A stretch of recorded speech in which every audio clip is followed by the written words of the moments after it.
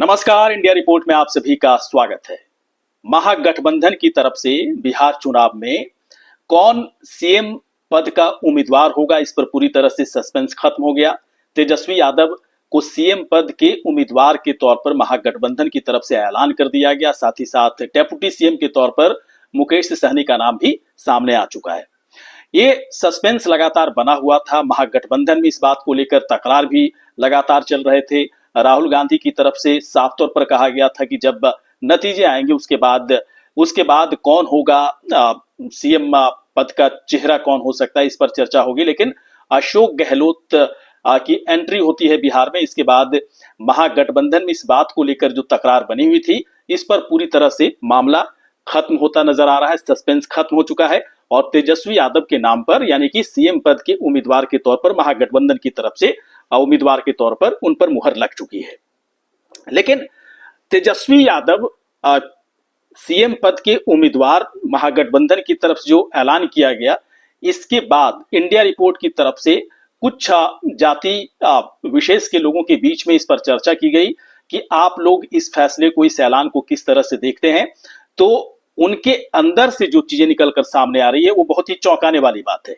खास तौर पर अगर सवर्णों की बात करें, जिसमें 4 जातियां आती हैं, राजपूत, भूमियार, ब्राह्मण और कायस्थ, इनकी तरफ से एक अलग तरह की बात ही निकलकर सामने आ रही है कि अगर तेजस्वी यादव महागठबंधन की तरफ से सीएम पद का उम्मीदवार उनको घोषित किया गया है तो सवर्णों की तरफ से जातियां कह रही हैं कि अब हम लोगों को पूरी तरह से सतर्क होने की जरूरत है। और इन्होंने एक तरह से बता दिया है कि हम लोग का वोट किधर जाने वाला है। खास तौर पर और दूसरी जातियों की बात करें, कुर्मी की बात करें, कुशवाहा की बात करें, पासवान समाज की बात करें, यादव समाज के लोगों की तरफ से क्या प्रतिक्रिया आ रही है, साथ ही साथ मुस्लिम वर्ग क्या कह रहा है इस ऐलान के बाद कि तेजस्वी यादव को महागठबंधन की तरफ से सीएम पद का उम्मीदवार जो घोषित किया गया है। राजपूत समाज के लोगों की तरफ से जब प्रतिक्रिया लेने की कोशिश हुई तो मात्र 5% ऐसे लोग थे जिनका कहना था कि अब वो महागठबंधन को वोट करेंगे। यानी कि 5% लोग ही समर्थन देते नजर आ रहे हैं इस ऐलान के बाद कि जब तेजस्वी यादव को सीएम पद के उम्मीदवार के तौर पर महागठबंधन की तरफ से ऐलान किया गया, तो मात्र 5% जो राजपूत समाज है वो कह रहे हैं कि उन्हें समर्थन मिलेगा। यानी कि 95% राजपूत समाज की तरफ से समर्थन मिलता नहीं दिख रहा है महागठबंधन को। अगर भूमिहार की बात करें तो भूमिहार की तरफ से 10% लोगों का कहना है कि हाँ समर्थन देंगे और तेजस्वी यादव के नाम पर वोट करेंगे। लेकिन 90% लोगों का जो चीजें आ रही हैं, जिन लोगों से हमारी बातचीत हुई उसके आधार पर पूरी तरह से ये बात अपनी तरफ से कही जा रही है। तो 10% लोगों ने कहा कि समर्थन दिया जा सकता है, लेकिन 90% लोगों ने, भूमिहार समाज के लोगों ने कहा कि बिल्कुल समर्थन नहीं देंगे। अगर ब्राह्मण समाज की बात करें तो ब्राह्मण समाज की तरफ से मात्र 2% लोगों ने कहा कि समर्थन मिलेगा तेजस्वी यादव के चेहरे पर, लेकिन 98% लोगों का कहना है कि समर्थन बिल्कुल नहीं मिलेगा। इसके बाद अगर कायस्थ की बात करें तो एक भी कायस्थ समाज का कोई व्यक्ति ऐसा नहीं मिला जो कहता नजर आया हो कि तेजस्वी यादव के नेतृत्व में जो महागठबंधन इस वक्त चुनाव लड़ रहा है उसके फेवर में, उसके समर्थन में वोट उनकी तरफ से किया जाएगा। यानी कि 0% उनकी तरफ से समर्थन यहां पर मिलता दिख रहा है। यानी कि 100% लोगों ने एक तरह से नो में, नहीं में जवाब देते वो नजर आए। एक तरह से बड़ा फरमान है सवर्णों की 4 जातियों की तरफ से कि तेजस्वी यादव को सीएम बनते वो नहीं देखना चाहते हैं। एक तरह से फरमान है। ज्यादातर लोगों ने कहा कि वोट हमारी तरफ से नहीं मिलेगा। कुछ और जातियों की बात करें, कुर्मी समाज की तरफ से अगर बात करें तो मात्र 1% लोगों ने कहा कि समर्थन दिया जाएगा, वो भी देखा जाएगा कि उनकी जाति समाज का कोई उम्मीदवार है या नहीं है। और ज्यादातर लोगों ने, 99% लोगों का कहना है कि बिल्कुल समर्थन नहीं मिलेगा, क्योंकि ऑलरेडी उनके सबसे बड़े नेता बिहार में इस वक्त नीतीश कुमार हैं, तो उन्हें वोट देंगे या फिर तेजस्वी यादव को वोट देंगे। फिर कुशवाहा समाज की बात की जाए, कुशवाहा समाज से भारी संख्या में उम्मीदवार भले ही खड़े कर दिए गए हों तेजस्वी यादव की तरफ से, लेकिन कुशवाहा समाज अभी भी यही कहता नजर आ रहा है कि 5% ही समर्थन मिलेगा।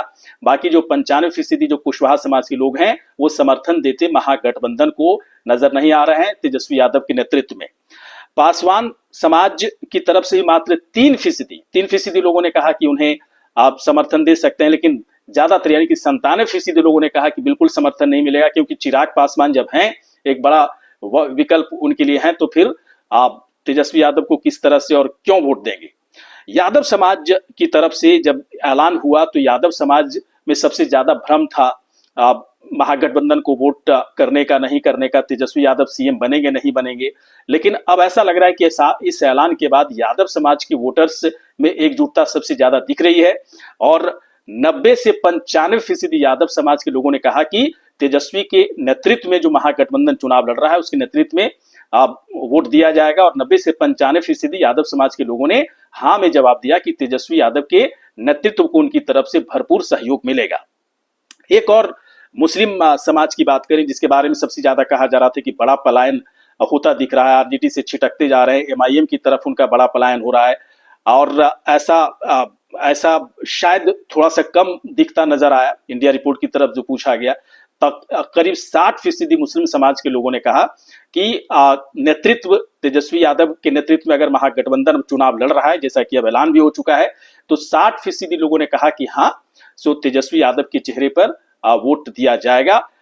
तो एक कह सकते हैं पलायन को लेकर, मुस्लिम समाज के वोटर्स के पलायन को लेकर जो खबरें आ रही थी, हो सकता है कि इस पर बड़ा विराम लगे और तेजस्वी यादव के नेतृत्व में मुस्लिम समाज की एकजुटता आरजेडी के लिए और महागठबंधन कांग्रेस और बाकी दूसरी पार्टियों के लिए हो सकता है कि एकजुटता फिर से उनकी तरफ से दिखे।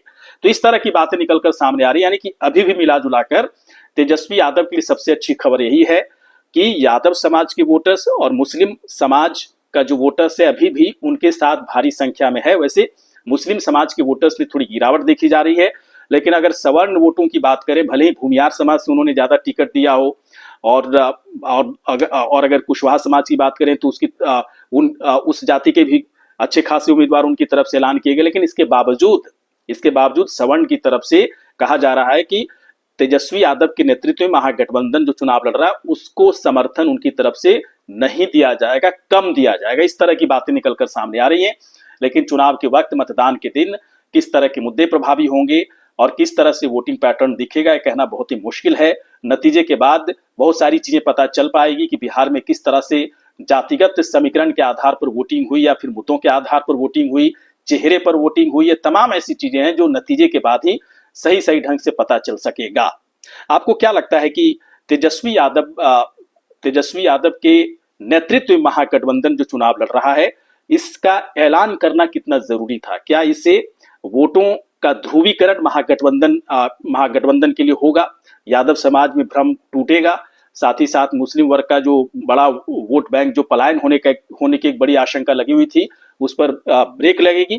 क्या सवर्ण जिस तरह से वोट को लेकर अभी भी उनको लग रहा है कि उन्हें नहीं बल्कि एनडीए को वोट देंगे, क्या उसमें बिखराव देखे जा सकते हैं? क्या लगता है ऐसी स्थितियां आपको तेजस्वी यादव के सीएम पद के उम्मीदवार के ऐलान के बाद, महागठबंधन की तरफ से जो ऐलान किया गया अशोक गहलोत की तरफ से, उसके बाद क्या इस तरह की स्थिति बन रही है? यदि आपको लगता है इसका कोई जवाब हो सकता है तो आप कमेंट बॉक्स पर जाकर आप अपनी राय रख सकते हैं। ये वीडियो आपको कैसा लगा? अच्छा लगा हो तो तुरंत आप हमें सब्सक्राइब करें, शेयर करें, लाइक करें, साथ ही साथ कमेंट करें। नमस्कार।